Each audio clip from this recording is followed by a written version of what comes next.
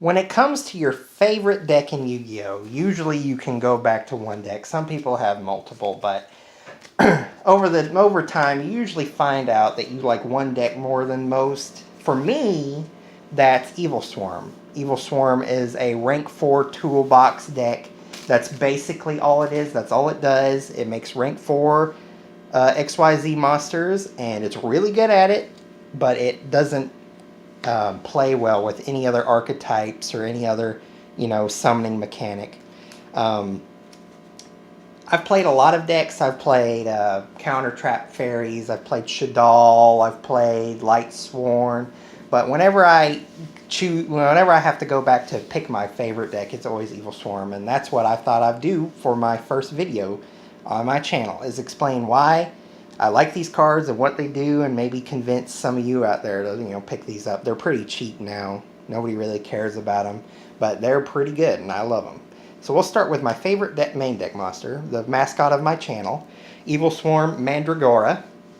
Level 4 Dark Plant, 1550 attack, 1450 defense. That's a theme that you'll see with all the Evilswarms except for one, that they have 50 on the end of their attack and defense, and that can come in handy sometimes. It just makes it a little odd. Sometimes counting up the damage is annoying, but it's fine. But what Mandragora does is special summons himself from your hand when your opponent controls more monsters than you. It's a good comeback mechanic. Doesn't interrupt anything.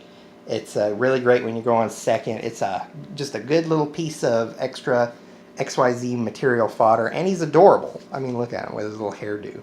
I love him. My favorite card. Next up, Evilswarm Heliotrope. I always want to call him Helioptile from Pokemon. I have no idea why. Probably just because his name's similar. 1950, 1650 attack, defense, level 4 Dark Rock.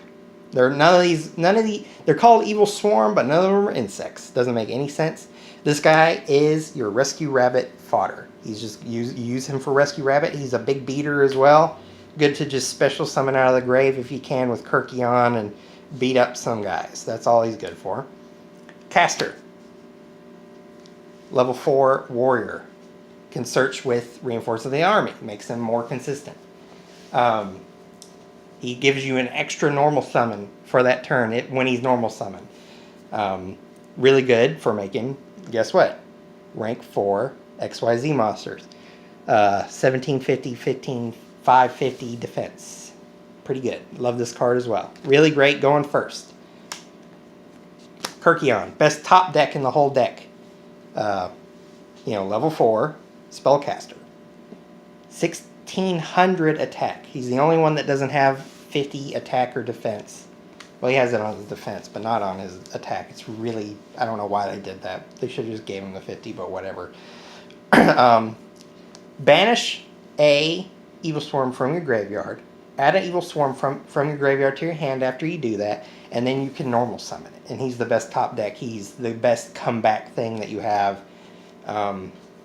That's what he does, and he also just helps provide extra bodies on the field if you're trying to kill your opponent. Reduce their life points to 0. Just gives you those extra bodies. He's really great. And the only other main deck Evilswarm monster that there is to even talk about, because the rest are garbage, is Evilswarm Thunderbird. He banishes himself after any card effect and comes back during the next standby phase with 300 more attack. He's just there to stay on the field. That's what he wants to do. He stays on the field for you to be able to make your rank 4s. And he's also really good if he's the only monster that you have, because you just keep sending them back and forth until you get that chance to make your XYZ. All the rest of the Evilswarm monsters I won't even bring up because they're bad. There's like the Hawk that is a flip monster and can return things from your opponent's field to their hand. He's really bad. Evilswarm Salamandra only gains like 300 attack if you banish a monster. He's really bad. The rest of them are just like jokes. But these are all the main deck monsters you'll ever want to run in Evilswarm. And that's just how it is, unfortunately. So here's the best spell. So now we're going to go into spell and trap cards. This is the best spell that they got. This is the only spell that they have, basically, because all the rest of the Evilswarm stuff is Steel Swarm, which you don't want to play Steel Swarm, because Steel Swarm's really bad, because it's a tribute deck. I think it's bad. I don't like it at all. Infestation Pandemic. This is their best spell or trap. Makes all your Evilswarm monsters immune to spell and trap card effects, which is really great. 3 formats ago, if only removal was spell and trap cards still, because this card would be really good, but no, everything's monster effects now, and Evilswarm's biggest bane, other than Link monsters, is monster effects. Once they get on the field, you want to keep your opponent's big effect monsters off the field, because you just won't be able to stop them, because they have no form of real protection against monster effects. But this is really great for spell and traps.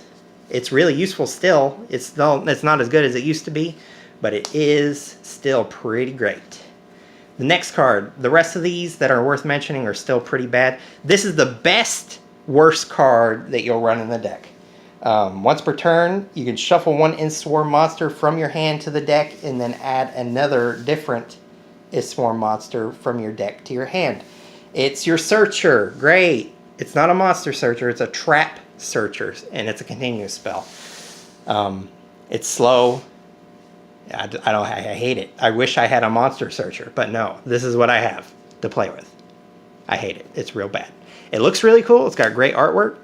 Really cool. Great and secret rare. I think that's the only printing that it has, but it's not fat. That's the thing about Evilswarm. They need to be faster to compete in today's meta, but they're not. They're pretty fast to get the monster out of the field, and then that's about it. Next, Infestation Terminus. Searchable spot removal for 2 things on the field. Target one Evilswarm monster you control, banish it, and then take 2 cards from your opponent's field and add it back to their hand. It's okay. It's a big cost, because usually the only thing you have on the field is your XYZ monster. And that's, I mean, you got to give that up to activate this probably. But it's searchable, which we'll see here in the next card. But it can catch your opponent off guard, but it's not good. Much rather just run Solemn Strikes, which I do. I just keep Infestation Terminus in the side deck, just in case if I need it. But this is the real selling point right here of why you want to play Evilswarm. Evilswarm OPHION. He is your #1 guy that you want to go into. He keeps every monster level 5 or higher from being special summoned out on the field. And that means kaijus too. He cannot be kaiju. He's the best boss monster out there, because you cannot kaiju Evilswarm OPHION. And then his searching effect allows you detach a material and you can search any infestation spell or trap from your deck to your hand. So he's got a lot of utility. He used to be really bad because of Ash Blossom. Ash Blossom like ruined this card for a while, but now since we have that new quick play spell, Beckoned by the Grave or whatever it's called, I can't wait to get my hands on that. That's going to make OPHION good again. You open up, Rescue Rabbit, and that card, you basically get your whole turn. You don't have to worry about hand traps like you used to. I love Evilswarm OPHION. The best. He's my other than Mandragora, he's my favorite Evilswarm. Every Evilswarm player will tell you that. Everybody loves OPHION, except for the people playing against you, because they can't special summon anything. Evilswarms, if you have a friend who likes to play dinosaurs, Evilswarms are really good about that. Really good against dinosaurs, because they keep you from going. OPHION keeps them from going into their big dinosaurs, and the XYZs can't get over OPHION's attack. So very good, very great card. Next up, second coolest boss monster, Evilswarm Bahamut. Basically lets you steal your opponent's monsters for 1 Evilswarm monster in your hand to the graveyard. He's hard to pull off, but he can be extremely powerful. The Wombo combo is to kaiju your opponent's monster and then take the kaiju back with Bahamut. It's really funny to see the look on their faces when you do that. But overall a more situational card. You won't go into this nearly as often as you do Ophion. Basically, every first turn you go into Ophion, but this is still a great card to keep around. Next up, Evilswarm Nightmare. He's okay. He's not, you don't really play him in Evilswarms. I don't play him in Evilswarms because all the power from Evilswarm comes from the extra deck. And now since there's only the one extra deck zone, you only get to make one at a time. And with only 950 and 1950 defense, I mean, like, he can book a moon 2 things and then he's just stuck there until they kill him. He's not good enough to just XYZ, use your one XYZ that you get with Evilswarm and then make him and then book a moon 2 things. You just want to go into Ophion or one of the bigger guys. But he's good in other decks. Like, I know he's played in Pendulum Magicians or whatever right now, so I'm glad for him. He's found a niche in another deck. But not Evilswarms themselves. Next up, Evilswarm Thanatos. Makes himself immune to monster effects for a turn using his XYZ material. He's a good card, especially with Eater of Millions running around right now. You make him and then, you know, detach material and destroy the Eater of Millions for free. You know, and they wasted 5 of their extra deck monsters to do that. He's a good card. He's a good tech card. He's not that strong with only 2,350, but he's good. I like him. I run him. And then the final this is the biggest boy that Evilswarms want to summon, they ever want to summon. And any XYZ monster deck, focus deck can make him, which kind of makes me upset.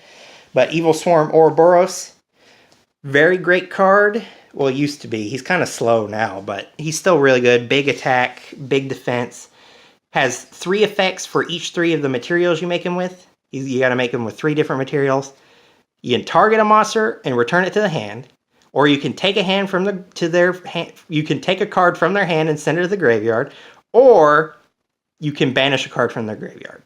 All those effects are really good. You can only activate them once per, you know, XYZ material usage.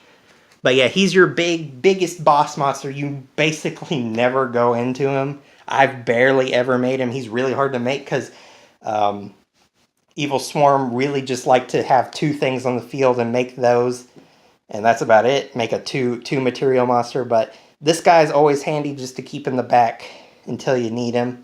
But yeah, that's basically every single Evilswarm monster that's worth mentioning. Evilswarm's monster or spell or trap. Otherwise, cat, no. I love you. Come look. Look at the cat. He's a good kitty. But yeah, Evilswarms are a great deck. I love them a lot.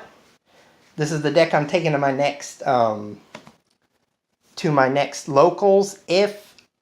When I get the rest of the cards in, I'm going to make a deck profile over it, the whole deck, and show you every piece of it, side deck and all. But until then, like and subscribe, I suppose. I guess I don't know who's going to ever want to watch the thing about Evilswarm. But thank you for watching, and I'll see you in the next video. Bye.